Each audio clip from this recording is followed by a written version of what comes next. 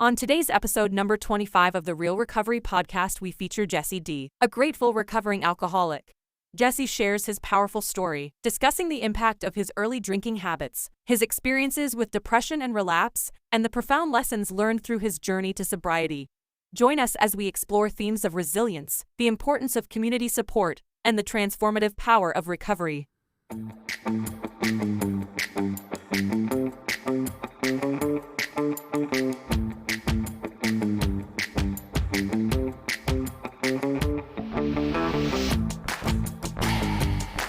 Hello, and welcome to the Real Recovery Podcast. I'm Julie, your co-host. On this journey of healing and transformation, together with my co-host Peter, we dive into the heart of recovery, sharing stories that resonate with courage and inspiration. That's right, Julie. Each episode is a new chapter in this vast narrative of recovery, and we're honored to bring them to you. But keep in mind the perspectives you'll hear are for informational purposes only and may not reflect the views of the podcast or our partners. Indeed, while these conversations can be a powerful part of your recovery toolkit, they are not substitute for professional medical advice. We encourage you to seek guidance from your healthcare provider for any treatment-related decisions. And if you're facing an immediate crisis, or if you just need to talk to someone who understands, don't hesitate to call the Recovery Crisis Line at 503-223-85. The number is also on our website. Help is available 24/7. Now let's begin our episode Of recovery, real recovery. Welcome, Jesse. I'm so glad to have you on the Real Recovery Podcast. Thanks to Marty for introducing us. I love it. And I'm excited to hear your whole story because I have not. Yeah, me too. Peter with Real Recovery Podcast. Most people know that because they hear the intro. Nice. Hey, Julie. Hey, Peter. Jesse here. I'm a grateful recovering alcoholic, addicted to all forms of alcohol, liquid, solid, and vapor. And I'm really grateful to be here today and get this opportunity. And so much love to Marty for the recommendation and for all the light he brings to so many. Yeah. Truth. Thanks for coming back from your retreat to do our show. Oh, man, I'm so blissed out. Get the gift of getting to go to the Menucha Retreat Center again. And I was getting anxious, as I usually do before retreats and before something like this, or even before meetings. And walked in, and there was people I knew from other meetings and people I knew because this is recovery. And we are all unique snowflakes, but we're also so much the same. So good to be here. And a family. Yeah. We always say that. Our chosen family. I'm curious because I don't know. I've heard of Menucha, and I know people at the club I used to go to. There's several that it was like every year. I don't know anything about it though, other than the name, and people go there. Yeah, absolutely. It's an amazing organization. They just recently actually became independent. I don't remember the name of the church that they were a subsidiary of, but it was in downtown Portland. And now they recently reformed as their own independent nonprofit. So they got to do some restructuring. Spencer, who has been the director there for 20 plus years, is finally retiring. And when I say retiring for Spencer, now he's going to go operate his farm and spend time with his granddaughter and continue to weave amazing community around him. And I am so grateful for him and his service and all the amazing people at Menucha that make it happen. And they're in the process of hiring a new director. The space, I believe, was built, let's say 100 years ago, total guesstimate, and then eventually came into the Meyer family. And the Meyers developed it quite a bit. It's about 100 acres of pure nature beauty nestled out in Corbett, overlooking the gorge. There's a pool there, and people can actually go there. There's a small space that families and folks can go to, but they're also really geared towards enabling nonprofit organizations to have a retreat center. And then over the summer, they do quite a bit of events and music camps and music retreats there as well. There's another group out there that's just getting together and doing crafts this whole weekend. Nice. Family style dining room, lots of different buildings and spaces, like a medicinal meditation labyrinth that you can walk in prayer or quiet meditation. I think I said swimming pool already, a fire pit areas, lots of walking trails, and just beautiful sacred space. Could probably go out and not only host a podcast out there, but do a little retreat out there as well. Yeah. It's beautiful. Board meeting retreat or whatever. There you go. Love it. No, I really love it. I'm spoiled. This is the 5th or 6th time that I've ever been to Menucha. I met my first wife here in Portland. She actually hired me. And then we went as an organization out to that retreat center before I got into recovery. And that was about 20 years ago. So I've known about Menucha for 20 years. And I've been fortunate enough to get to go there over the years. That's so Amazing. cool. Yeah, that is cool. I'm curious, what I do most guests is get a sense of like how they grew up and where the addiction might have come into their lives. For some people, it starts with a upbringing that wasn't so great. Some they have a perfect upbringing and it hits them later in life for different reasons. And so I'm curious how where it started with you and how your childhood was, and was it something that happened or later? Tell us your story if you wouldn't mind. Yeah, absolutely. I so resonate with that, Peter. I really appreciate it. I think it's so important that we continue to live the authentic, varied quilt that is recovery, right? There is no one size fits all. We are unique in many ways, but we are all the same. We come from so many different backgrounds. Agreed. And it's so important that everyone of any background is welcome here. That's literally what we're doing. We've had all different people in different recovery with different stories from different walks of life. Yeah. I'm coming in from Alcoholics Anonymous standpoint. That's where I started my journey in recovery. And so I may pull out terms and cliches and what have you that come from that. And that certainly resonates to me in terms of, in the big book, it talks about one of the founders, Bill, being at a hotel and he could have gone left or he could have gone right. There was a lot of excitement and music and draw and alcohol on one side. And there was a phone book with an option to admit and ask for help on the left. And I could be screwing this up. So he turned in the direction of recovery. And for that, and all the people that have come before in this program and are here now, and those that will come ahead of in the next wave, I'm super grateful. This is a program that requires us to continue to build into it and lean into it. So circling back to your question, Peter, or your guidance around experience, strength, and hope, as I understand it, I was born in Southfield, Michigan. I grew up in Western Massachusetts. Fellow Masshole in the house. Yes. And then Boston Cream, best. And then I transplanted to the Pacific Northwest. Realized more and more in my life that I lived a spoiled, magical existence in my childhood. Nice. And that in terms of the disease, I believe it is something that I was born with and that it is a part of me, just like any potentially terminal disease. And I've spoken to this in a variety of different settings, that in the book, it talks about an invisible line that we cross in the big book of Alcoholics Anonymous. And that there was a point in my life when that happened. I was born with this kind of acute awareness of the discomfort of being me, is how I describe it.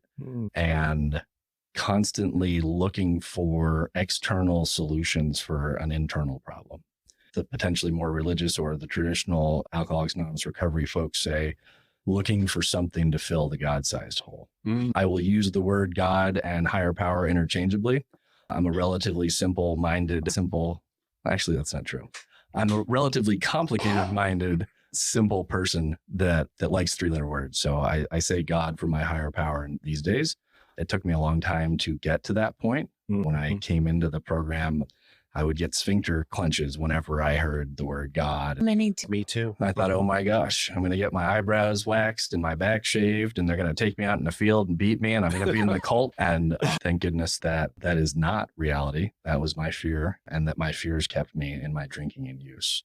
My parents, who are still married to this day, which I find to be more and more of a rarity and a miracle, and they are inspiring and loving and caring and strong and powerful and spiritual beings having human experience. And they amazingly share that with so many people around them, and certainly shared it with my sister and I.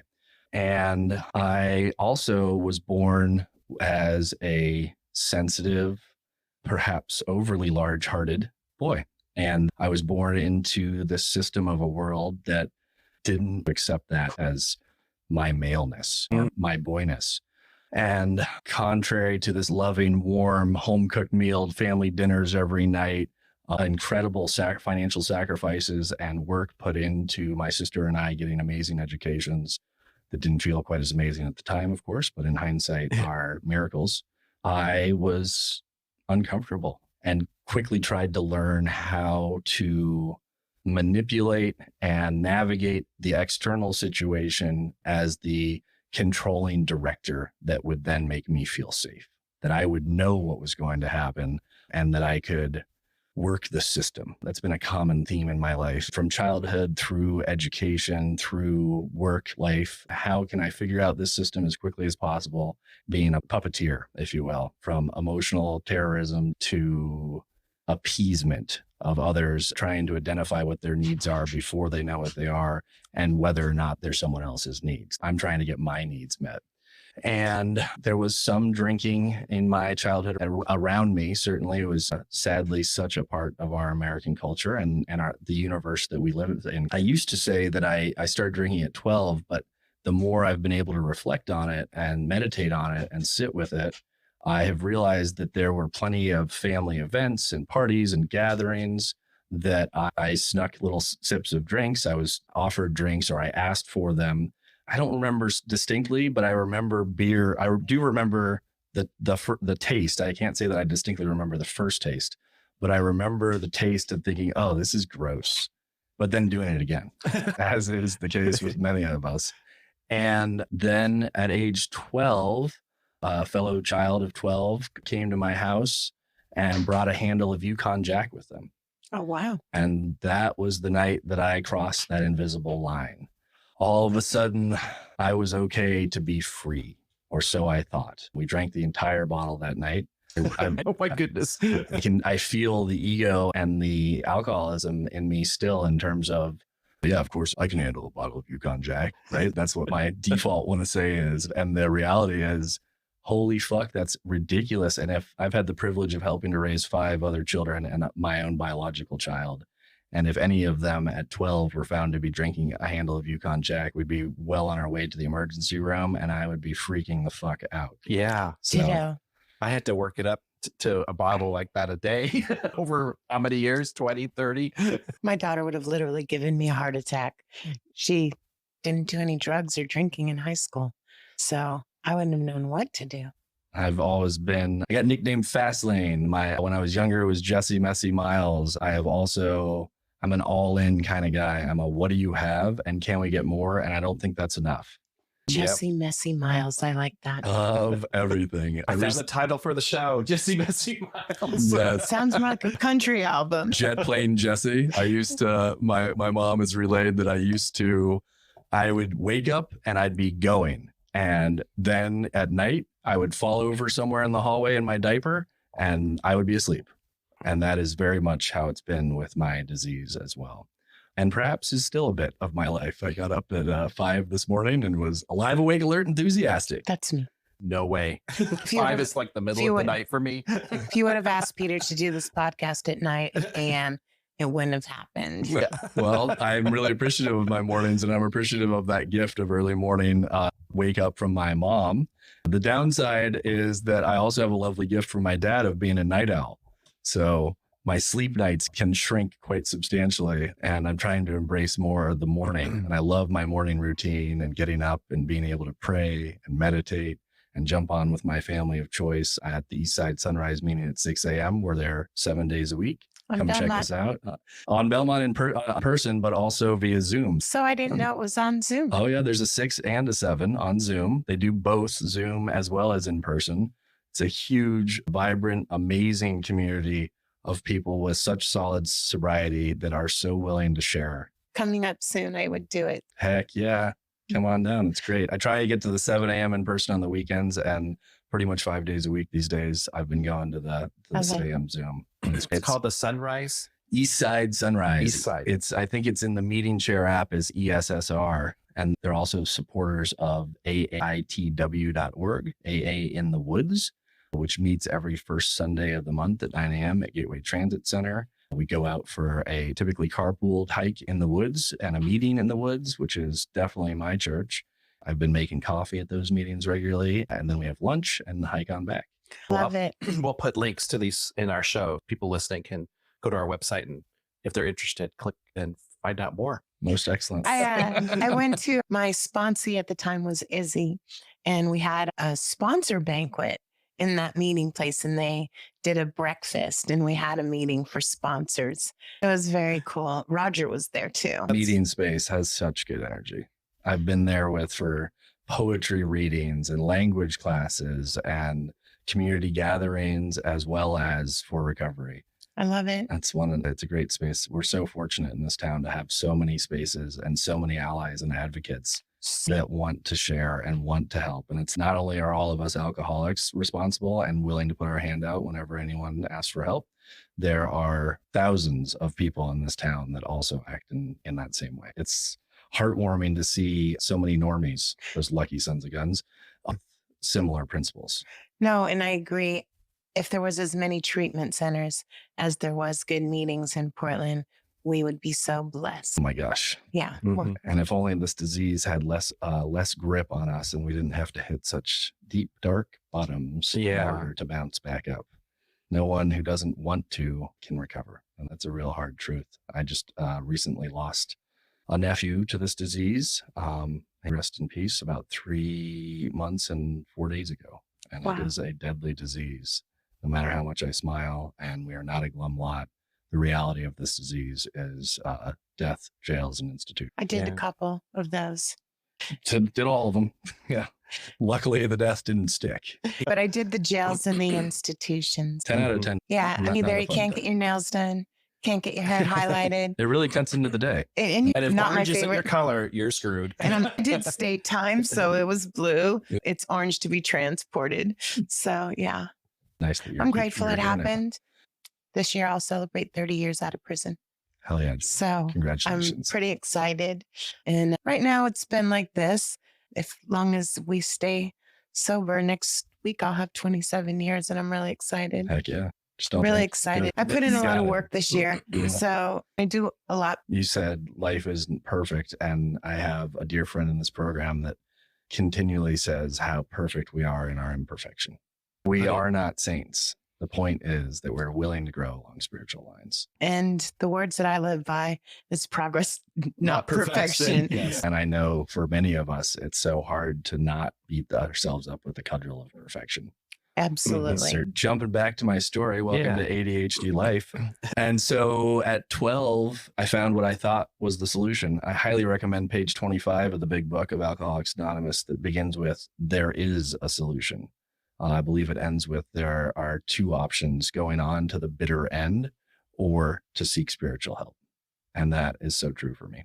12 to 17, quite a blur. I went from one amazing private school in a little magical fairydom of community with about 200 kids in it to a very aggressive New England prep school, 6 days a week, suit and tie. Catholic school, New Hampshire. Suit and tie was a facade I put on for, I call them attachments or expectations that were systemically originated as well as in my mind.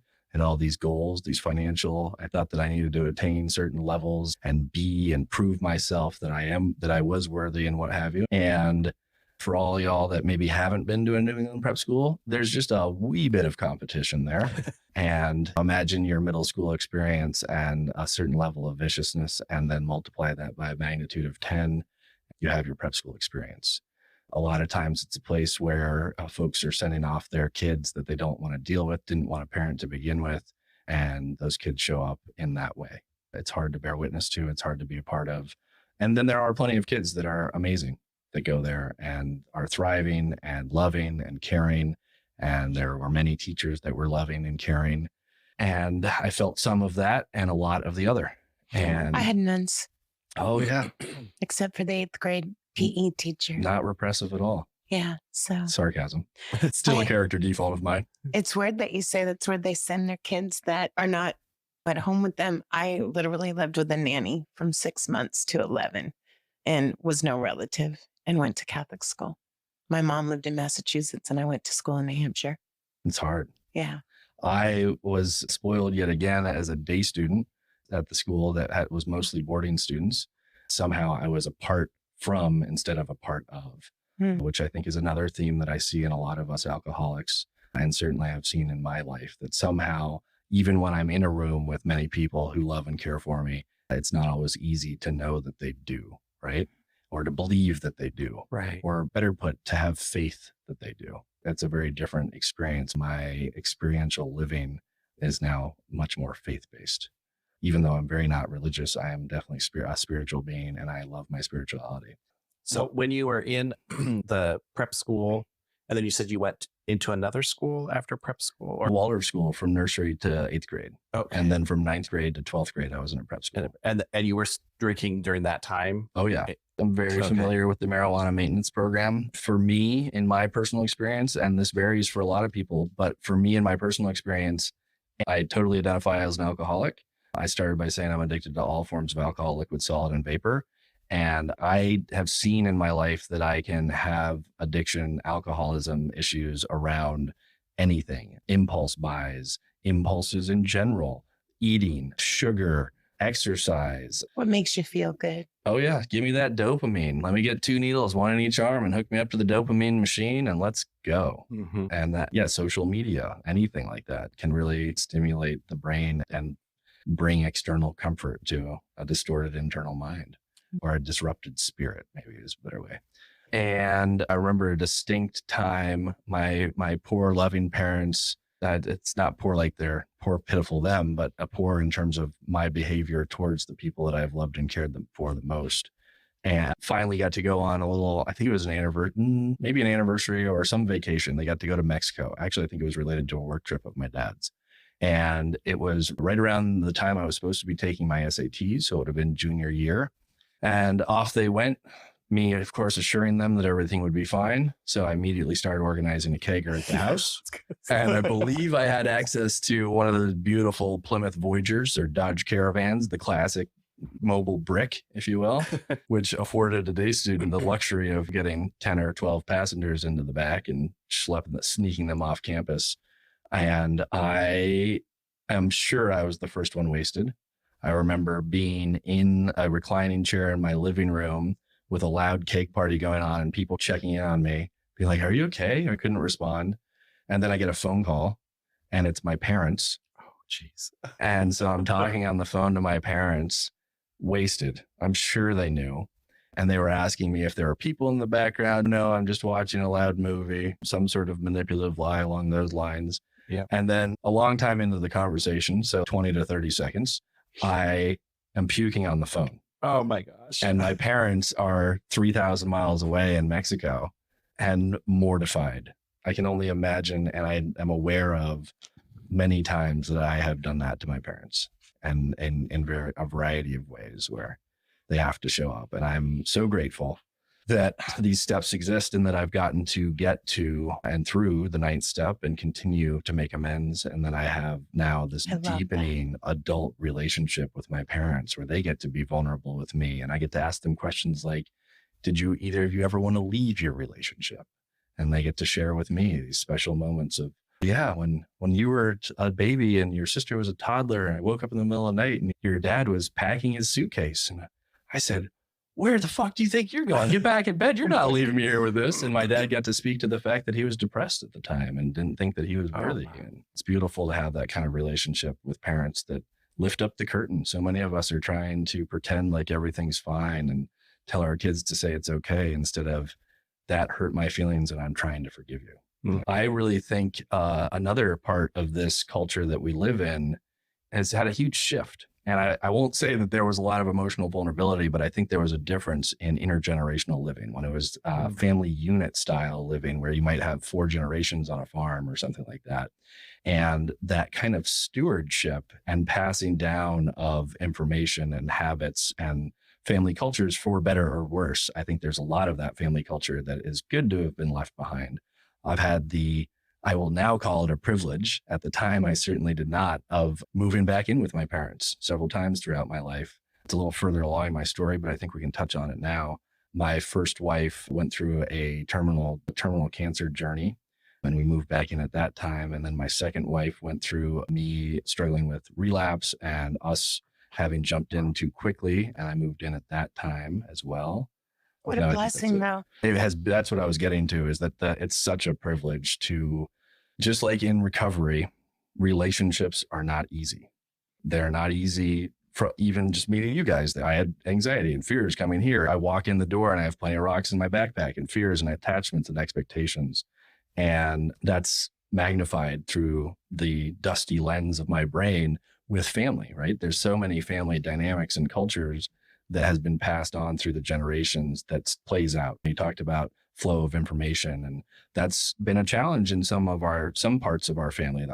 My folks have always tried to the best of their ability to be honest when I ask a question, but there's often been on one side or the other, maternal or paternal, a different understanding of where the child might be at developmentally and making that judgment call. And of course, we as parents, you as dog parent, right? At least for sure. Mm-hmm. She's a girl. As parents are always trying to do the best we can with what we have in the moment. There's no book.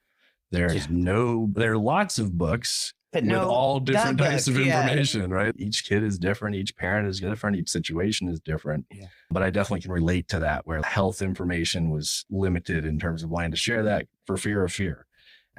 You also touched on generational too. My dad was from a generation, and for their generation, I think my dad was from a generation too, that the man doesn't show any emotions. And here he has a kid that's very emotional, and two kids actually. My brother's he wears his emotions on his sleeve. And so how did he deal with that? He couldn't. He just wasn't brought up that way. It wasn't part of his generation. Yeah, definitely. I think that World War II and post-World War II generation, and even overflow from World War I and all the wars in our world have had a lot of impact on that.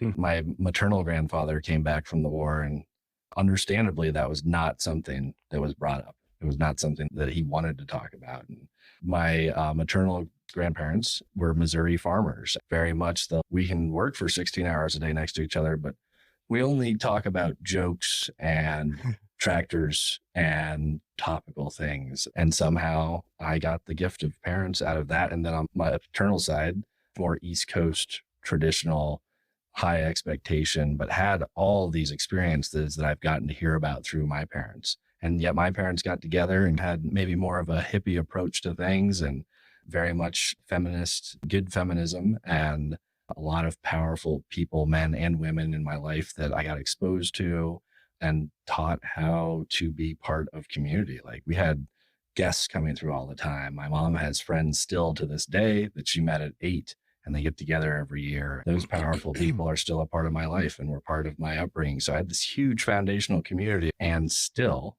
I'm an alcoholic. I think that's an important thing to remember, that regardless, I talks about it in the book, like we're people that would not normally mix, like from high to low to everywhere in between. I appreciate what you said about the fear of, I lost my dad at 15 and my mom's been dead for almost 20 years. And when I was having a test done last year, I had to ask my aunts, could I get the medical history of the family? And that was really like eye-opening, because I didn't know. I couldn't go to my parents for it. And my dad dying so early, I always had power of attorney and papers for my child. So she would end up, and it wasn't until she turned 18 and I was like, thank God she's not going to end up anywhere. And then when her dad died of an overdose, and he died when she was 15. And part of me was, of course I was sad because we were really good friends and he was sober for a long time. But part of me was relieved knowing that there's no way she's going to end up with his family, who's very dysfunctional. Mine was too, but my mom always kept it together despite everything, put me through a Catholic school, gave me a nanny. I wasn't necessarily with her. She was a very functional alcoholic, very much. The beauty of this program in that as the story unfolds, there's more and more layers of the onion to learn from. Every time I speak, I'm learning. Every time I get to hear someone else speak and I listen, that is a big clarifier. I listen, I also get to learn. Amen. So many meetings, so many opportunities for growth if we choose to embrace it. In terms of high school, ongoing, what I describe as criminal insanity as a result of my alcoholism, a numbing of self to the extent of becoming the monster I feared I was. from getting in trouble with the dean of students for peeing in someone else's laundry in the laundry machine, to a series of unfortunate decisions that resulted in a very heavy-handed sentencing from the state of Massachusetts, which is known for its incredibly outdated blue laws. It also has plenty of outdated criminal laws. And so then I was not allowed to walk in my high school graduation, and I was allowed to graduate, and I was accepted to a college out here in the Pacific Northwest. My sister had already graduated number one in her class and was definitely the incredible academic, put together first child, but also had her own unhappiness. It's been amazing to get to connect with her as an adult. And she's an amazing human being. She had come out to the Pacific Northwest first. When I came out and visited, I was like, I love it there. I want to go to school out in that area as well. So I came out, and then all of a sudden, no longer parent regulated, my alcoholism was like, ka-ching. A blue-haired bingo person going to Vegas for the first time. I won, bingo bongo. And it was off to the races. Everything I could get and put into my body let me get involved in every transaction of said things that I could get put in my body and be the person on campus, and let me try and be liked by what I can provide to alter your brain, as opposed to what I offer with my soul and spirit and my heart. And that led to continued downward spiral. Inevitably, the angst, the depression, the highs, the lows, the fear, the let me pretend like I'm holding it together while behind me the house of cards is on fire in the dumpster, which resulted in me making my first suicide attempt after already being substantially gone to this world in terms of the substances I was on. And my poor college roommate waking up to the death rattles of my lungs and calling paramedics and getting me to the hospital. And that person is now a paramedic themselves, as they said, partially a result of that experience. And I woke up in the hospital with a phone pressed to my ear and my mom's voice talking to me from 3,000 miles away. And I just started crying. It was so much pent up stuff, and it was so cathartic, and 100% was not my bottom, sadly. I really wish I could say it was. I remember being in the psychiatric ward, because that's what they do when you are unsafe to yourself. Now I get to go and take meetings there occasionally. And it's incredible to be able to walk out on your own free will. And it's such a good reminder to be able to go in and do H&I work. I love that. Peter and I, because I talked him into it, just applied. Takes what it takes. Just applied to take a meeting into the Justice Center. Oh, heck yeah. I would never go back and hear the cling.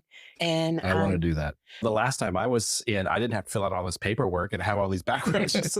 I remember my prison number. It's the only way you get anything. So Do rectal searches on the way. I did that too. Oh, yeah. Good times. And my mom came out, and Shout out to your mom. my mom is a powerful badass, and I am lucky to have her and all of her powerful women friends in my life. They are incredible inspirations in my life, and I think of them often, and I get to see and reach out to them often too. How appropriate the day before Mother's Day. Heck yeah. Happy Mother's Day to all. So I got to strap up and be tracked and be locked in and have an opportunity to try and quit smoking cigarettes, which I did successfully for the time that I was there, and immediately went back when I came out. It's one of the most powerful addictions, nicotine, for sure. It's hearts out to everybody that's working through that or in it. And I hope you're able to turn it over to your higher power. And so a year-ish at home, quote marks, at least in the home state. And then I got to do some work, save up some money. And on the same night, my best friend, who I've known since I was 6 and is still my best friend to this day and actually lives out here in Oregon, told my folks that we were moving out to Oregon. They said, we're also done with Massachusetts. We're moving there as well. And my sister was already here. So at the time, it was a lot of resentment and, oh my God, the man's following me around, like 1984 lifestyle. I'm curious, before we move on, when you said you were being tracked and everything, were you also sober during that whole time? Were you like going to meetings, or was it like that? I was a teen and very much still 12. And I got exposure to the program. I thank you for bringing that up, Peter. I got exposure to the program at that point. forced exposure, nudge from a judge, if you will. And while I was in the type of institution that the door clangs behind you, I got the opportunity to go to some meetings. The first AA meeting I ever went to was in that institution. And in the first minute, there was a extreme beating that happened. So my first exposure to AA was the person behind me hearing their head getting thunked against the cement floor. Oh, jeez. So it wasn't the most spiritual of experiences. For an 18-year-old in that situation, it was just further fear inducing and like, the TV is real. Does my soap have a rope on it? What's happening? It was a lot of fear in there for sure. Our justice system is very broken. And I am so honored to know some of the people that are making efforts to change that, and may our systemic issues where, pro-life connected to filling jail cells with people that didn't have some of the amazing luxury opportunities that I have had in my life of family and parenting, just to perpetuate a financial system, right? Off the backs of those folks. It's despicable. And that makes me shame-filled to be part of a country like that, where I have actually a lot of real patriotic pride. And I say real meaning not an us versus you kind of mentality, but this is a country for all of us, and that all are welcome here. Yeah. And that's where we all came from. So I hope we can get back there. I was 19, I think. So 2002, got out here to Oregon, didn't have a job, didn't really have a plan, was back to my ways of partying and sneaking around and trying to pretend like everything's fine over here while I'm freaking out over here, doing things like the classic fast food bang, hit Taco Bell and then go up to Wendy's afterwards. Oh my God. The day after those nights, I'd see the table with all this crap from all these different, like you said, different one after the other fast food chain restaurants. Yeah, this body was not a temple, that's for sure. And yeah, I learned quickly to throw it away before I made it home, so that I could just have that image of shame and guilt, just to the physical reality. The feeling was there bad enough. And at that time, as all along, my higher power, regardless of whether or not I'm aware or engaged with my higher power, is engaged with me. And I can see that so much better in the rear view than in the present moment, as I think is the case for most of us. I got an opportunity to get an amazing job with an amazing human being as my boss, who turned out to have a huge crush on me. I had no idea, total blinders on. She was about 8 years older than me. She was the boss, and I was just out there partying with my buddies. But she hunted me for 6 months and waited until I turned 20 because she was freaking out that I was so young. And we got together summer solstice 2002 and had 14 beautiful years together. The mother of my child, of her child, I should say, and our child, our little moon turtle, and had to put up with chose to put up with a pretty amazing human with a pretty horrible disease who was active in his disease. And that's me. And so then once we got together, it made sense in our relationship for me to leave the job and her to stay there. She had the good benefits. And so I started a business at that time. And I've been fortunate enough to continue that business since then. I've owned and operated my own business here in Oregon for 22 years. Wow, Nice. That's awesome. Operated to certain degrees of success and failures in maintaining a clean and sober life. 2007, I think it was, I caught my first DUI. And I say caught my first intentionally because really I should have caught 10,000 by that point. And it's amazing that I didn't kill anyone or that nobody got hurt except for a copious amount of property at that point. Went to a work function for my wife, and next thing I'm ping-ponging off of cars in a nearby neighborhood, yelling inappropriate things out the door. I think I was hollering for, does anyone have any cocaine or cocaine accessories? Similar to King of the Hill, only way worse. And just causing general mayhem and destruction. Then at that point, along with demoing the whole inside of our house, thinking that we were transforming our house into an investment property, maybe contrary to what my wife wanted at the time. And when I say maybe, probably, definitely, I had to sit down with her. She had to sit down with me, I should say, and said, I can't do this. This can't be the way we live. And had a whole amazing letter of amazing human being. Such a gift to have known her and to have had her and to have seen her shine her light with so many people. and she's forever my spirit guide. I have a tattoo honoring her on the back door of my soul, and she comes and visits me regularly as a hummingbird. That's beautiful. Thank you. She saved my life many times, and she is so proud of our boy. And she said, okay, we're going to take a temporary separation. We'll see what that turns into. You need to stop drinking and get on board, or sayonara. So in a 30-day separation where, yes, we did have conjugal visits, I said, duh, well, that's my choice. I choose you. I choose Calvin. Cool. It's my uncle's name. Yeah, we just recently got Calvin and Hobbs tattoos. I have Calvin on my leg. He has Hobbs on his. We carry each other wherever we go. That's awesome. Love it. That's beautiful. I have an amazing human being as a child who is now a young adult and is growing into the human I've always seen him to be, in spite of. So that was 2007. I got sober, air quotes, stopped drinking, and definitely still dabbled in a variety of other alcohol substitutes, if you will, the sucralose to sugar. And then in 2011, 2012, I believe it was, after going through some real difficult times with my business and facing some depression issues and some who am I kind of existential question issues, my wife at the time got diagnosed with a terminal brain cancer. And about after the first week in the hospital, I called up some people and had them meet me down at the Under Armour track, used to be the YMCA track, and said, bring this and this. I can't handle this anymore. And it was back off to the races. And so throughout her disease, while I'm a big fan of duality, or the dialectic, that life is not either or, it's but and, right? Or both simultaneously, that I was showing up as a caregiver and doing what I could and put my business to the side to get a job where we could sustain benefits to continue perpetual care for her. Her family is incredible at circling the wagons. It's something they're sadly have to be familiar with and show up. They suit up and show up. And my family has always suited up and showed up in my life and in the life of those that I love. They stepped in. We were living in a shanty on a shared farm at the time. It literally a shanty. We were going to build a house there, but the house that we bought was migrant housing, temporary migrant housing that used to be in northeast or northwest Portland and got moved there for migrant farm workers in the 40s or so. And so it was tin shed, flat frame walls. I was shooting mice in my house with a pellet rifle. We had spiders the size of my fist, which is pretty substantial. Oh. And I got called by caregivers one day saying, we are not going back in the house until you come home and kill the spider. It is too big. The neighbor came over with a bugzooka and the spider wouldn't even fit in the bugzooka.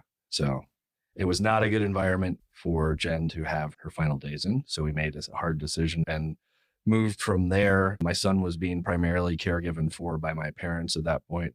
And we ended up moving from there to a house in Milwaukee, very temporarily, experiencing a home invasion. We even stayed there and realized that was not a safe place for us to have caregivers and for Jen to be in her illness either. And my folks welcomed us into their home. It may have been a little bit of a surprise for my mom. She was busy caregiving for her dying father, my maternal grandfather. And I think my dad may have made a little bit of that decision on his own. Thanks, Mom. Love you. Thanks for still allowing us to be there. Sorry for that surprise.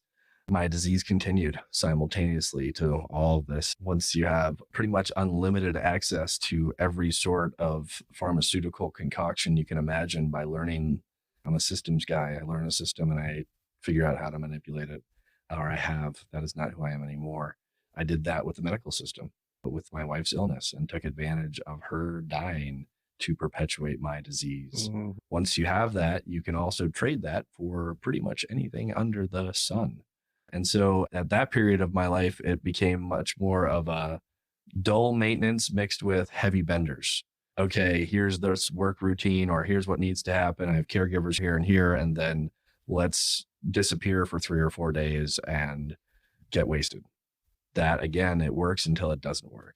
And then that turned into a lot of crazy realities of, oh my gosh, I was going to be gone for 3 days and I just browned in a parking lot in Wilsonville and I didn't know how I got there. And I'm in the driver's seat.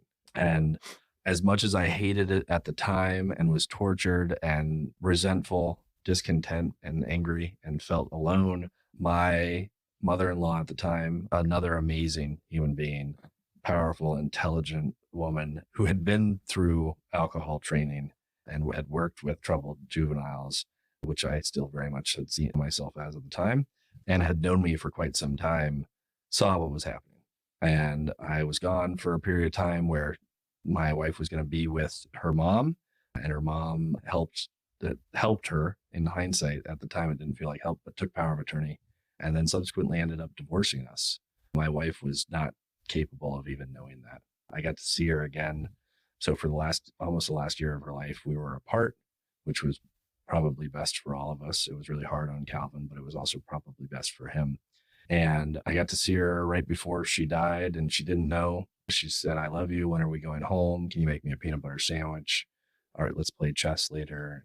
Things like that. It was very much like a memento after she had had 6 brain surgeries, like walking out of the room and not know what had happened in the room before. But it was a gift to get to see her, and a gift to have that moment of semi-resolution, semi-forgiveness in there. She passed in 2017. I hit my first bottom. That it was right around the time that she went to her mom. I woke up and I rounded in that parking lot in Wilsonville, and I was scared the crap out of myself. I think I had been gone for 10 days at that point. I just left my kid with my parents and my grieving child going through this terrible loss. And here I am, just self-absorbed. 1,000 forms of selfishness is very much my disease. I asked for help.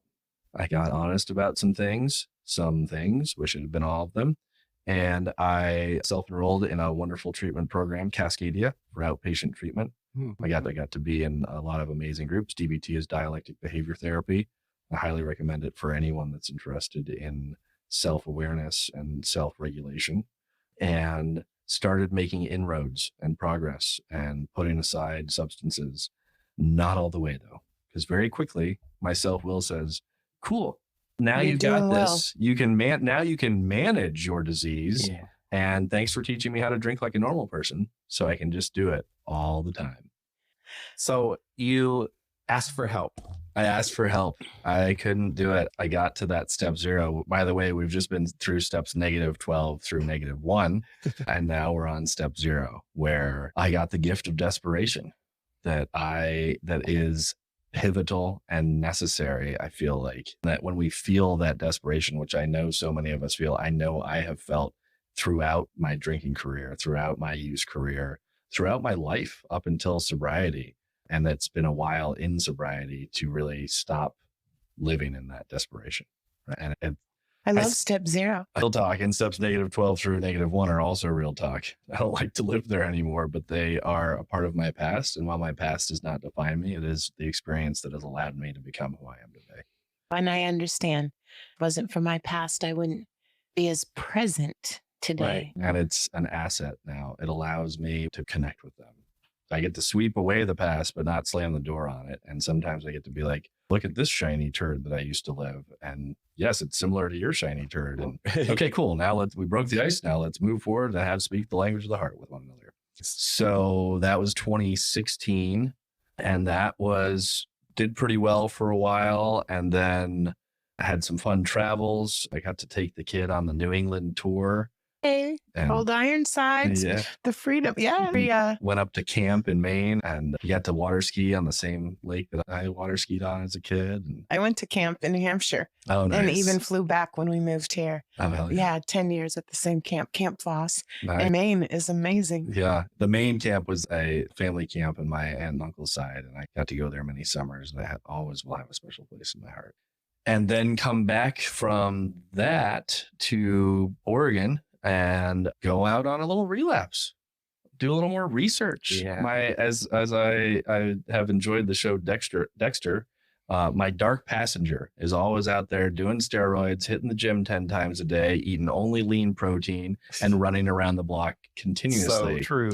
Can I get that guy for like about 6 months? No, it's the only addiction I haven't had, but I really would like to be addicted to exercise. Yeah. I do get addicted to exercise. And then I'm like, I'm still addicted to not exercise. Yeah. But it is great. And I do love the endorphins that are released from type 2 fun. But that's serious. My disease is out there pumping iron, waiting for me at any Never moment. sleeps. Never sleep. However far down the path we go, right? The gutter is still right next to me. We talk about it a lot, and we're addicted to more and what makes us feel good.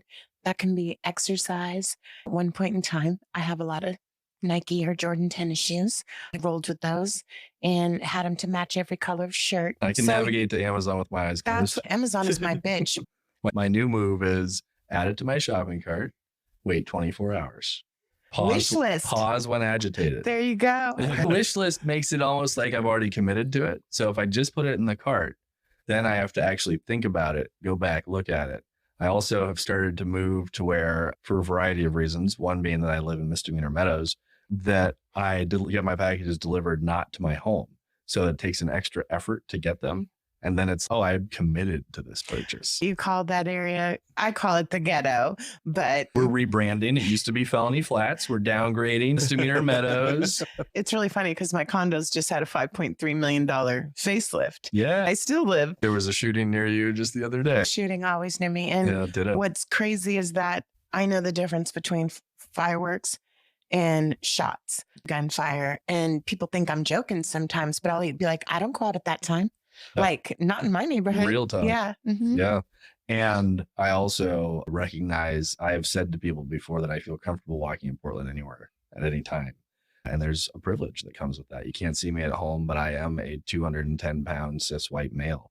And it's sad that we live in a place where that's not equal for all. And I don't go out at night, but I have to tell you, the ghetto girl lives in the ghetto and I have a weapon too. And as professional as I can be, because I've developed that, I can cuss you out in a heartbeat and tell you exactly where you're coming from and where you'll be going. Peter's Hell yeah. husband's father offered to take me to the gun range to go shooting. And I didn't know until recently that if you're a felon, after 15 years, you can have a gun. Concealed carries. I can do that now. And then I thought, no, Julie, you'll be busting a cap in someone's ass for real. Because we can. Every time you say something wrong to me, I'll be like, what? Yeah. I'll be Medea on TV for sure. But yeah. So how did you get back from that experimentation, that further research? So I wrapped that up with a little stint at Oxbow Park and then fell into my house at some ungodly hour, probably like 8 a.m. after being gone for, I think, 15 days or something. Wow. And I was dying and I didn't realize it. And I bumped my head falling into bed, strangely enough. I'm sure you're all surprised. And I woke up the next day, or browned in, really, if we're being honest. I black out and brown in. And I didn't feel right. And there was a scratch on my head. A couple hours into the day, black lines are moving up and down my veins. And I had having a hard time breathing. And so I got taken quickly to the hospital where I spent a month. And I had necrotizing pneumonia and MRSA and liver and pancreas that wanted to climb out of the body and get moved into an upgrade. And I got honest with the whole team there in my little bubble plastic room where people were wearing masks to come in and see me. And when I say come in and see me, all the medical professionals that were checking on me on a daily basis. Almost lost my right eye and had to put a whole port in my arm in order to get the amount of medicine into me that was needed to keep my body from killing itself. And it just so happened that the somewhat conservative, somewhat different than me, but yet the same nurse heard what I was saying and said, you know what it sounds like to me? You're ready for a change. And they put their hand out and they said, would you like to go to meetings with me? That's awesome. And I said, fuck, yes. That's basically how it came down. And when they stuck me in a nursing home afterwards, I got real good at the blue hair bingo circuit and also gained a very much a new appreciation for my mobility and my life and the ability to not be ending my life there, but to be beginning a new life. And that person started taking me to my regular home group meeting, which is still my home group today. It is beautiful. And I got to see that person celebrate 22 years recently. And on a regular basis, I get to pick them up from their house and take them to that meeting now. Make me cry, Jesse. I don't want to smear the makeup that I did not put on for you. I feel honored. No. Damn, I left mine at home. Yeah, that abundance is emotional for me as well. It's a beautiful thing. I'm not as good at being in my emotions. I know that's a weird surprise, but I have gotten to cry recently several times, and I cry all the time. it's like the strength of surrender and willingness, right? Mhm. The power that we are encouraged to have from our higher power to feel our emotions and to express them. And by doing so, we're sharing with others. I will also say clarity is kindness. So being able to feel our feelings and express them accurately and share them with other human beings is another way to find God in the space between us and other people. And something you can't put a price on. Hell no, because You can't buy it. You can't buy it. You can give it It's- away, but you can't buy It's it. not read a book and, oh, now I can be emotional. Cool. Exactly.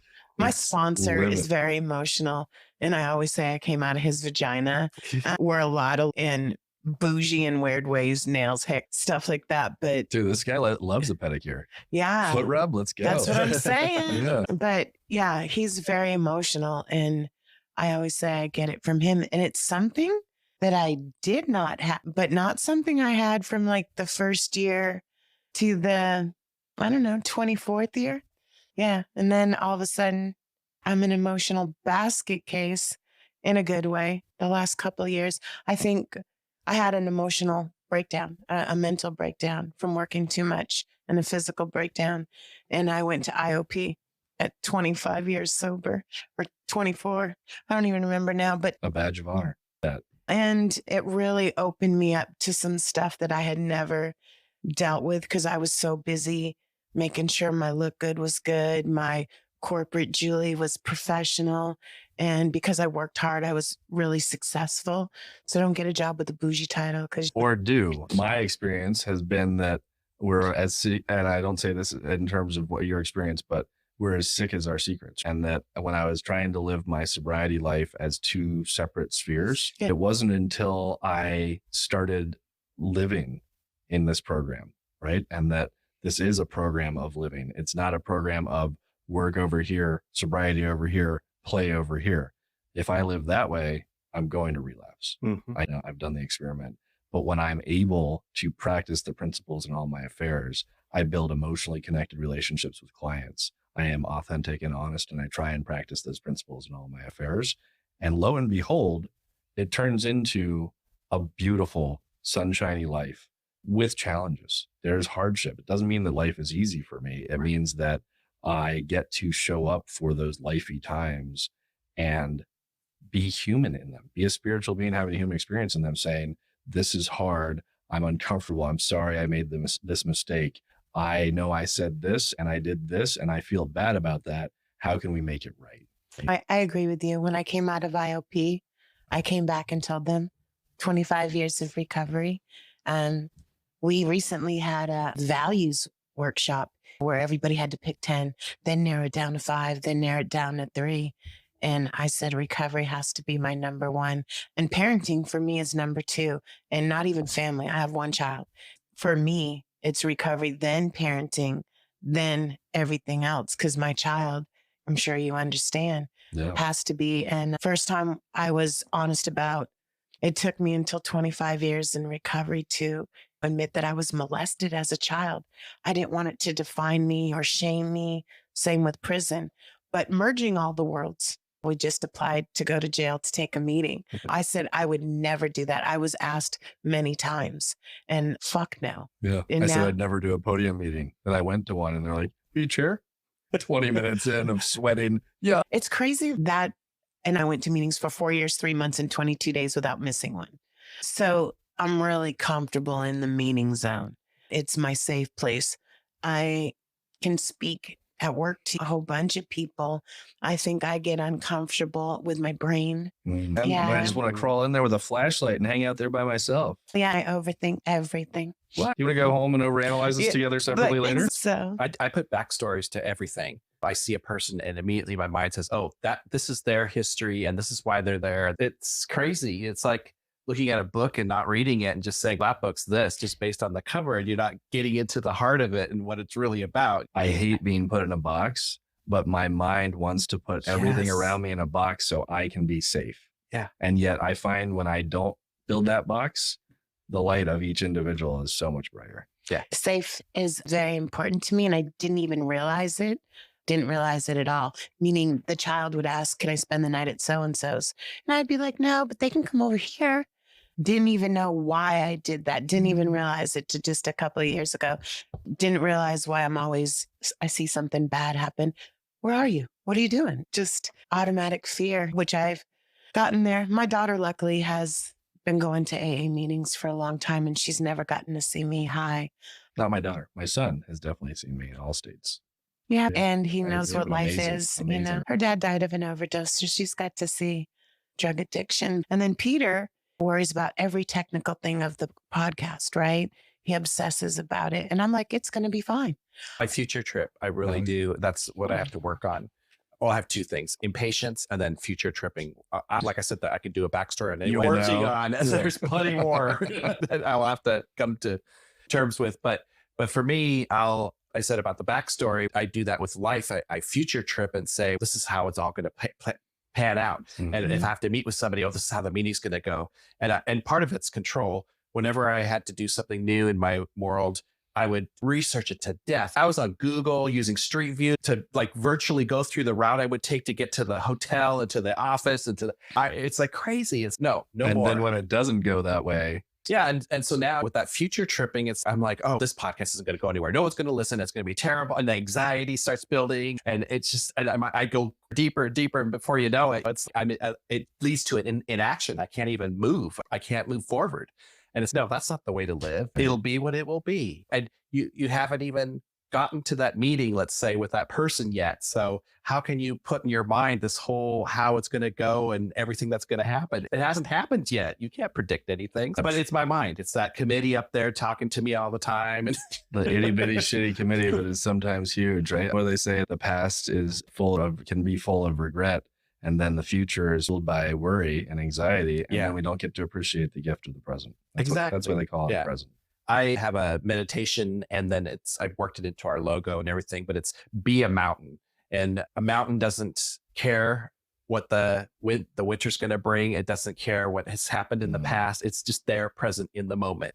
It's not worried about a storm in the horizon or that there was a fire years ago. It's there in the moment. And so that vision for me helps me ground myself, or be a tree. I was going to say the trees are the thing for me. Like we have so much to learn from them. They're always reaching for one another and they're supporting one another, but they don't need recognition for it. They care about the political climate. They don't care about the wars going on. They exist. Maybe I'm more like a tree because I don't watch the news.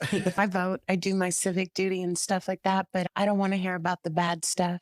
I see the good in meetings, and I see the good in Peter and I are exactly different, but the same, like you say. And the good thing is we balance each other really well, because the podcast, other than getting naked for it during my story and merging all those worlds even more, I think the podcast, if it goes out to one person, it's been amazing, and it has already, I know. And all the stories have impacted me one way, you know what I'm saying, in different ways. So it's been a new form of recovery in an amazing way. You get a weekly retreat, basically. And I didn't know about, hopefully I'll say it. So I didn't know about that. And we keep learning different things. Like we went to Another Chance to record one of our stories that isn't released yet that changed my life. And I just keep telling myself, just one foot in front of the other when I'm going through challenges. But the stories have been, I knew everybody's story because I've been in AA a long time.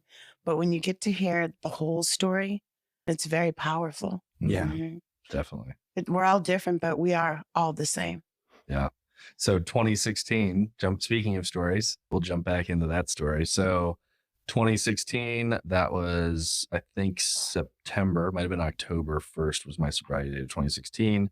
And then Pink Cloud, sobriety. But yeah, I'm just coming to one meeting a week. This is good for me. This is how I started. I'll pick this book up and do through osmosis. I'll put it near my head. Maybe I'll absorb it. I'll do your pillow. Sure, I listen to meetings. God, these guys are like weird. Is this after the hospital or before? This is after the hospital. Okay. I was going to my home group at the time once a week. My life was fairly full again pretty quickly after the hospital, surprisingly. resilience has been something that I hadn't seen in myself, but has actually been a tremendous part of my story. There's a tenacity and a lust for life that I have that has helped me in many areas and hurt me in many areas as well. I want what I want, I can, and I will. Watch me kind of attitude is not super helpful all the time, but it is helpful in bouncing back. And I believe alcoholics tend to be some of the most tenacious, intelligent, loving beings that I've met. And extraordinary. Extraordinary. And so then March of 2017, I bumped back into this amazing being that we met in grief counseling while we were losing our partners to terrible diseases. And a spark was lit and we quickly moved forward into a relationship. She had 3 kids. I had 1. By July of that year, we were all living together in what we thought was going to be our new forever family. Wow. You know what they say about making those big decisions in the first year of recovery? Yeah. Let me confirm. They are right. It was great. It was amazing. It was life affirming. I fell in love with the kids. I try and treat people in recovery now like I used to treat children, in terms of every kid that I got the opportunity to interact with is a potential huge ripple and impact that I can have on their life. They can be seen and heard and celebrated and enjoyed, and spend 5, 10, 20 minutes with a kid. And all of a sudden your lens can shift and you can have I can have a positive impact on their life. I remember so many adults doing that with me. Hey, Jesse, you want to play basketball? Hey, what do you want to do? Hey, let's go for a walk. Whatever it was, being able to pass that along. I'm hopeful that the ripples of my rock in their ponds is lapping up on many shores. I love that. And I try and do that now with everybody I meet. This is an opportunity. Each moment is an opportunity. And you never know, like you said, someone could be listening in their car right now and could have a gun in their hands and be saying, I'm not worthy. I'm not worth it of being here. And we could be saying, yes, you are. There are so many people that love you that you don't even know yet. Put it down, drop the rock, pick up the phone. Good book. Get in the meeting. Let's go. Come all the way in and sit all the way down. So, that was like, you just spoke for me, the whole purpose of this podcast, knowing people that's happened or they're getting ready to shoot up and they don't know what fentanyl's in there or whatnot. No joke. And just don't, and come to a meeting, whatever meeting, find one that's good. But I won't interrupt. No worries. Yeah. This life is so much better than any of us ever could have imagined it could be. And fast forward, all of a sudden, it's a family of 6. Costco was built for us. I'm loving it. My codependency is in full effect. My savior complex is going great. I can do it. Keep going. Yeah, load it up on my back. My back's big and furry. It can handle it all. It's fine. Yes. And that's true. I wasn't taking care of me, and I wasn't in connection with my higher power, and I wasn't really working steps. I wasn't reading the book. I wasn't going to meetings like I drank and used. I was doing it on my will, my agenda, my plan.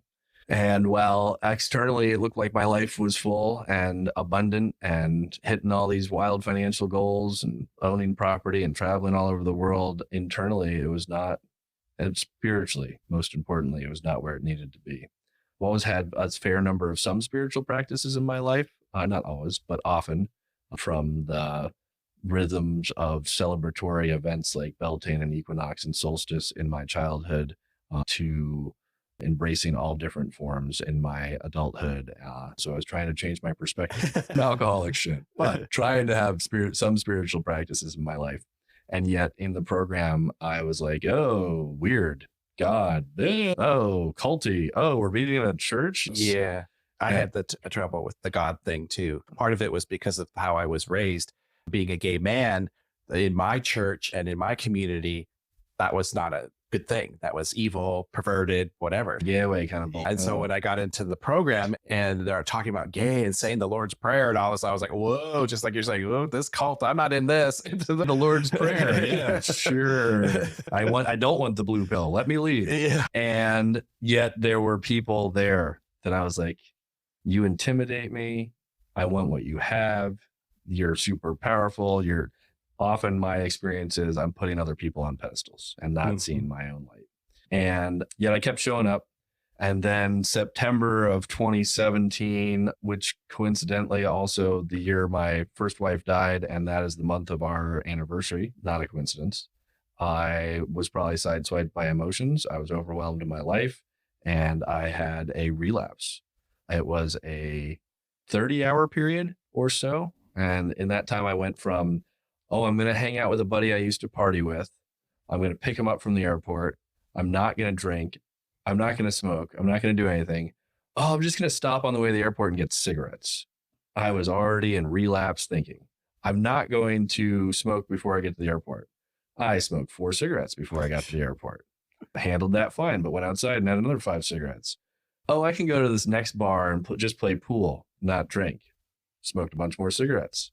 And then my buddy, who I still love, it was like, oh, this beer, this one small beer, you should just try a taste of it. Like they knew I was not drinking and they don't get it. Normies just don't get it. But you can just have a sip and then not drink. Yeah. And I was like, why, yes, I would like whiskey in my milk. That seems perfectly normal. So I had a sip of a drink, and next thing, it's 30 hours later, I'm like a couple of 8 balls deep, 30 plus beers deep, bottle of whiskey deep, and I'm by myself freaking out in the woods and seeing things that aren't there. And I called people in my home group, and they said, it's fine, just come on back. I was welcome. And then I proceeded to convince myself that I needed to go to the weed store so that I could mellow out enough to responsibly drive the family car home. And then I stumbled into the house as my kids were headed out to school. And my kid's face when I walked past was like, holy fuck, who is this guy?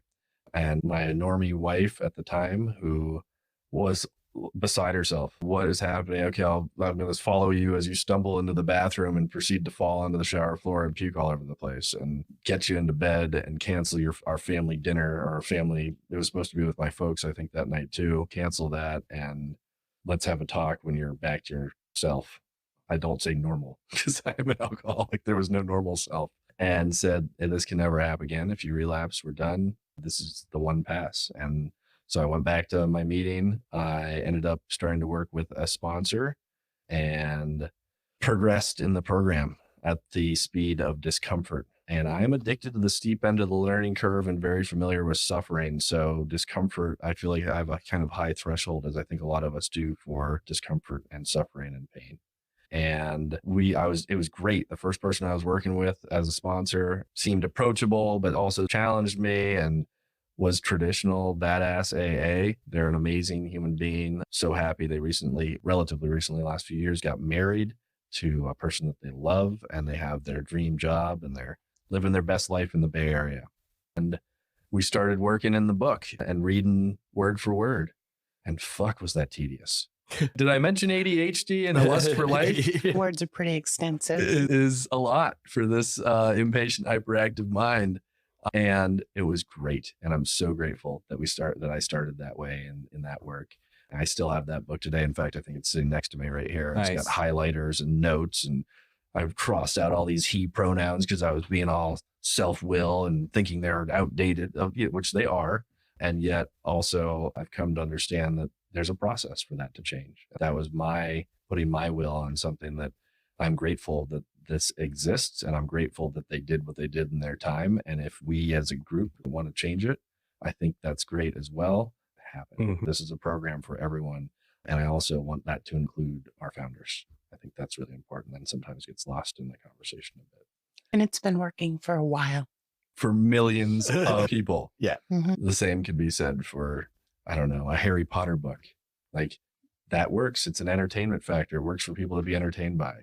I don't think I can go in and change it and make it better. I can make it different, and maybe that might feel better to me. But typically I find that if I can change myself, I see things differently from the inside out.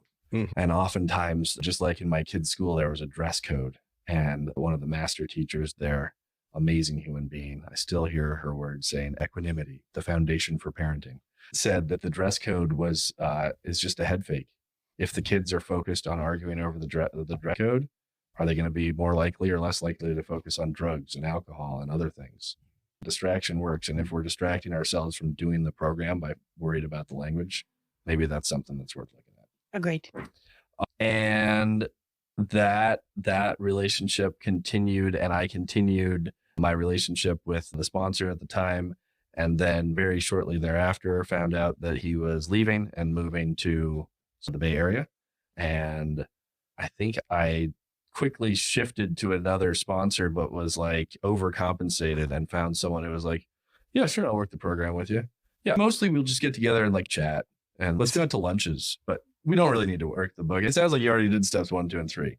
If you hear that from a sponsor, say, thank you so much. I'm going to try and find someone who's working the steps actively and wants to work them with me, because that man is an amazing person. Great. I love having him in recovery with me. But for me as an alcoholic early in recovery, I want to learn the steps, work them, and be capable of working them with someone else. Because they say, if you know something and you truly know it, you should be able to teach it. And if I can't teach it, I don't know what I'm doing. That was a bit of my experience in the second round of sponsorship.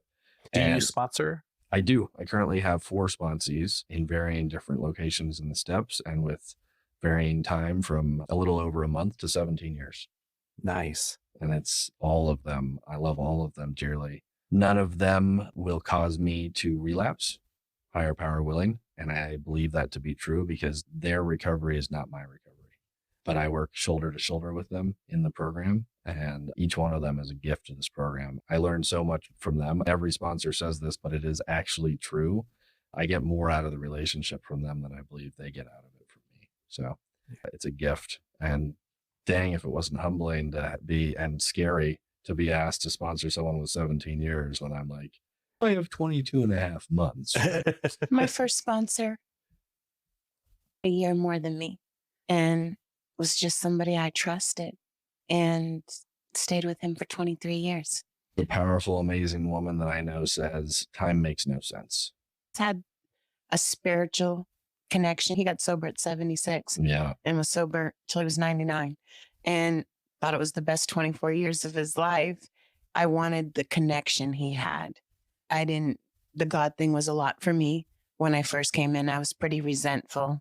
Hung on to those resentments for a long time, despite doing the 4-step. Familiar. They just wanted to make sure I kept them. One of them recently, and it was probably the longest one, the ex listening to the podcast saying, great job. Let me like you a little. Mm-hmm. Real. Yeah. So now I was in the program. I was starting to work towards some steps, then came back from that a little bit with sponsor number 2, and then moved on and then got to grow and got to realize, oh, I don't have to hold on. Like you were saying, Julie, I don't have to hold on to those things that don't work for me anymore. I don't have to continue to reach out to people who are doing drugs and alcohol and be like, hey, I still want to be your friend. I can say, I love you and I need to cut you out of my life. And I don't even have to say it like that. I can say, I love you and I wish you the best. I'm moving to another area in my life, or fill in the blank, however you want to fill that in. I started to engage with other members of that group more, and I got courageous and brave enough with help from my higher power to ask the person that intimidated and scared me in that program and in that meeting to be my sponsor, and had what I thought I wanted and still has it, even in they're having hardship in their life, and yet they're still living this program 35 years deep. And thank God I asked them too, because my higher power knew that I needed more than one sponsor. And so that came as a 2-pack. They're a married couple that met in recovery, and I get to talk to both of them regularly on speakerphone. So when one says something and the other one's like, Jesse, don't pay attention to that. That's bullshit. This is what the book says. Do it this way. Love that. Love it. They are incredible. And I am so humbled by the love that they show me and the fellowship that they help me embrace. And then my marriage fell apart and I relapsed and COVID happened. And by relapse, I started a marijuana maintenance program while continuing to go to AA saying I was sober. Yeah, I've heard that. My mom and sister are from California, so I just say marijuana maintenance program. There you go. And first it was, I'll just do it out of town. And then I wanted to go out of town more. And then it was, I'll do it when I'm camping. And then I want to do camping all the time. And then it became, I'll just do it all day long and I'll just step away from these meetings. And lo and behold, that led me to waking up at a hospital in Spokompton with handcuff scars on my hands, a psychosis breakdown at a gas station, breaking windows out of my vehicle, spraying gas on stuff. And to top it all off, after putting every other known substance in my body, I figured, I think this might keep me out of jail and maybe this will take me out of this world and everyone will be better off. I'll just drink some Roundup on top. Wow. Again, another 10 out of 10, don't recommend. Woke up with, I was full tied up in the vest. Apparently I had thrown 5 officers off of me and I had screamed at the paramedics that they were fake and I didn't want their dirty medicine. Yet they still all leaned in and tried to save my life. And they did. And again, that was about 6/13 of 2022. Here, my kid is supposed to be going to his senior, he's a junior, his senior class was graduating. He's supposed to be there and he has to find out that dad's near foreclosure on the house and life's falling apart and the dad's not around. And my mom and dad come out and Calvin flies out and, hey, hi kid, hi family. Yeah, I totally love you. My actions so show that. And most of the time they do. But that certainly does not. The way that I treat myself now, I realize also shows them how I love them and shows, especially my son, how to love himself. I think it's circling back to something I said earlier in the story. This culture does not have a lot of rites of passage for our youth to adulthood. I think the one we've embraced is an education system that I sadly think is both wonderful to encompass as many as possible and really hard to engage on the level of transition that children need from youth to teenhood even. And I've had the good fortune of hardship in my life helping me to want to do that for my son. So put him in a mentor program, got him with other men who were not his dad, who he could see living their lives in the way they were living them. And he could start to choose what were components. Sent him off to Hawaii by himself for 2 weeks when he was 16 with a hammock and $200 and said, figure it out. Sent him off to Alaska for a couple months to live on 5 acres in a van by himself and work for a master builder. Go do things in the world and don't just be under dad's thumb, because this is a safety net for you to try that out in. And eventually you're going to be out there. And the sooner you have the skills built up and have the room to make mistakes and still know you're loved, so vital and such a gift when it's able. And I wish we could build that more into our culture. The Jewish culture, for instance, like there's so much intention. Most religious-based cultures have that. And I feel like our American culture has, let's get into silos. Let's pretend like we're connected on Facebook, but let's just lambaste one another and separate. And that does not promote humanity. And so that ripped me to shreds. That was my bottom. Yeah. That I found my basement. I crawled into the crawl space. I found the exit hatch. I went down there and I fucking hated it. And I did not want to do it anymore. And I remember as I'm falling into this K-hole and God knows what else they put into my body. And I know what else I put into my body. I remember as it's all closing in, I'm convinced the paramedics are working for my ex-wife and they're going to kill me. And all I said was, no, help. I don't know who I was talking to. I don't know what it is. I believe today that it is my higher power. And that they said, yes. It's my belief that every answer to any prayer is yes, not yet, or there is something better. And I hope that's true for all of you. And as a result, I called my sponsor from the hotel that I was in with my family after getting out of the hospital, after being in there for several days with a broken body, a body that can no longer handle the incredible spice that I love so much as a result of what I've put into it, but a body that is still healthy and well and alive incredibly. I said, I'm fucking done. Let's go. Let's work steps. Let's do this. And we had started the path on steps before. This was real. I came all the way in. I sat all the way down. I started going to meetings like the way I drank and used. So I was going to meetings every day. I leaned into retreat opportunities. I started my retreat addiction, as I call it. It is like working out. It's a great addiction. I can't recommend it enough because it's spiritually launch padded me into a whole new existence, right? It talks about the fourth dimension. I believe that the fourth dimension is a new existence of spirituality, of being in the sunlight of the spirit all the time. We've been in it all along. And now I have an awareness that I'm there and that I'm okay. And like HP's got my back all day, every day. and has had my back all along. And now I just get to be like, cool, thanks. You were back there, and now let's have a conversation. They say praying is asking for help and meditating is listening for the answer. And so I get to pray and meditate on a regular basis. I got to be taught, and I'm teachable by people in the program that know how to do these things and have had success with them and know how to connect and ask professionals for other help as well. I got a call the other day from a friend not in the program who I've known for 20 years. And they said, when I have a mechanical problem, I'm going to call a mechanic. If I have a plumbing problem, I'll call a plumber. I'm scared, and I think I have a drinking problem, and I'm calling you. Nice. And fucking tore my heart out. It's incredible. That is a humbling experience. And to be able to offer that safe space and to say, yeah, let's go. When do you want to go? I'll take you to a meeting. Let's talk about this situation. This is a program of anonymity. You don't have to worry. Yes, there's people here that are as a result of nudge from a judge. That doesn't matter. Julie too. talks about that in her beginning. She just wanted to get her slip signed and be done with it. Yeah. My 6 months and I was off parole and I didn't want to go back. And I had a spiritual experience of a different kind the night before. Someone had a gun in my car. So for an ex-con, that's 5 years, no good time. And the same next day, the parole officer said, you've been through treatment now again, and let's get this slip signed. And at 6 months, there's those crossroads, right or left, and do you stay or do you go? Yeah. And I was scared to go. So I stayed. Yeah. Hell yeah. I like to think of higher power as Johnny Appleseed, right? They're constantly planting seeds of opportunity in our life. And it's how we choose to harvest them. That's the freedom we get, I think, as spiritual beings. The true freedom that I find in my life today is that moment of pause between thought and action, right? That is a blessing. I think that was Viktor Frankl that said that in Man's Search for Meaning. Another side note, another book, I don't know if I mentioned this earlier, but it's not AA approved literature, but I highly recommend it. It's really good about attachments and expectations.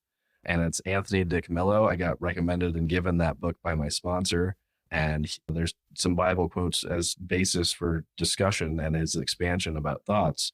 But I don't feel that Christianity, that traditional kind of spiteful God angle at all. And it talks a lot about how our baseline is actually meant to be contentment and happiness, and that it's our expectations and attachments that block us off from that. And expectations can lead to resentments. Absolutely. And 6 and 7, drop the rock and move on and be able to go into 8th and 9th and get the amends made, take responsibility for yourself. The 10, daily check, the 11, maintaining a conscious contact with a higher power of our understanding, right? Through prayer and meditation. Gifts to me, for sure. That's the gym I like to go to. And then having had the spiritual awakening as the result, not a result, the result of doing these steps, we try and practice these principles in all of our affairs and carry the message. And that's the gift I get to live today. Yeah, beautifully put. And there's a reason why you came back from all these horrible things and those 4 sponsees, right? And for your sponsor, I sponsor my sponsor as well. Sometimes he's been in the program for 45 years. And I also, he's not a book thumper, but I do, when I had a sponsee or have a sponsee, I do the steps with them and do them over. I'm still adding 4th and 5th step material and calling up my sponsor and saying, I want this archway to have all the sand and cement in it. I don't want to go back. I want to be in the middle. And connecting with this program and the fellowship has literally caused my entire life to, in the words of Bill Watterson, transmorgify. The metamorphosis that I get to go through on a regular basis, the spiritual connection, the feeling of that spiritual fire, the change from the first retreat we started talking about, Marty, who recommended me here, my anxiety and fear and all this mental hopscotch that I played before I went to that retreat versus the retreat I'm at right now, where I was like, cool, not only can I show up, I'll bring some sparkling waters for people. Let me bring snacks. And I'm connecting with each one of them. And I was like, I know your name and your name and your name. And I want to know more about you. And we're just like, the bullshit gets swept away. Love it. And if I got only what I wanted when I started this program, I would have been selling myself and others so short. So I think that's probably a good place to wrap up. I want to thank you so much for leaving the retreat to do this. I had no idea that you were at the retreat and you're going back after. Real bummer. I missed 6 and 7. I want to thank Marty for referring you. Yeah. I want to thank you for taking out your time Yeah, and coming Absolutely. here. Thank you guys It's amazing. both for the work you're doing. We are blessed. This is Julie. This is Peter. This is Jesse, overpaid for what I do. Thanks for listening. We'll be back again next week. Real Recovery Podcast. Take care, guys. That's a wrap on today's episode. Thanks to each and every one of you for lending us your ears and hearts. Your engagement is what fuels our passion and keeps this podcast thriving. We cherish the moments we share here and hope they resonate with you, whether you're on a daily commute, at the gym, or just taking a moment for yourself. Make sure to head over to our website at realrecoverypodcast.com. While you're there, subscribe to our newsletter for the latest insights and uplifting stories from our community delivered straight to your inbox. Click that subscribe button on your favorite podcast player too, so you can keep up with every new episode. It's your support that keeps our conversation alive and meaningful. And if our stories have touched you, consider using the donate button on our site. Your contributions, no matter the size, are deeply appreciated. They help us continue our mission of sharing hope and healing. Join us beyond the podcast and follow our journey on social media. Find us on Instagram, Facebook, and on X. All the links are on our site, so you can stay connected and be a part of the Real Recovery community every day. Your likes, shares, and comments not only spread the message of recovery, but also remind us that we're all in this together. So, until we meet again, remember that recovery is a journey, not a destination, and we'll be here to accompany you every step of the way to recovery, real recovery. Thanks for listening.